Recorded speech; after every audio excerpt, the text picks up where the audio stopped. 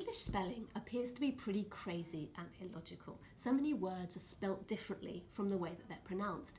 But it turns out that there are some fascinating historical stories to explain why some of this spelling is so illogical.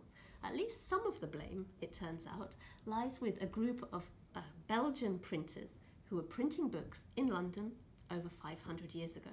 Here's what happened. William Caxton was a British merchant who brought the first printing press over to London in 1476. He learnt the art of printing in Bruges, in what's now Belgium.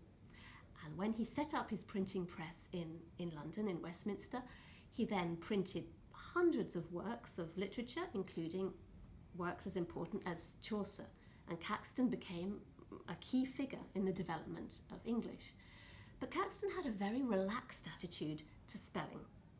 And the books he printed are full of variant spellings of the same word. He didn't seem to care. In fact, the printers were perhaps more concerned with aesthetics than grammar.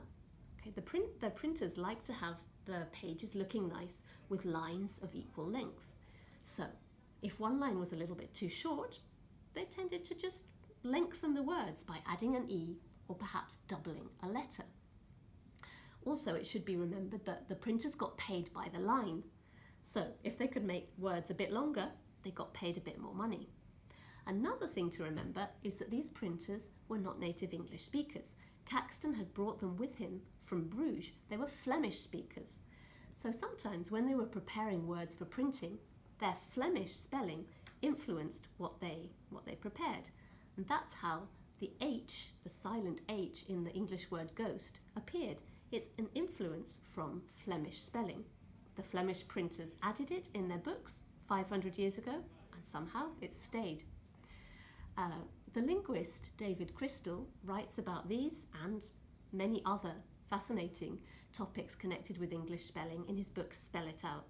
And we'll also be exploring some more issues about English spelling in the Speak Up magazine.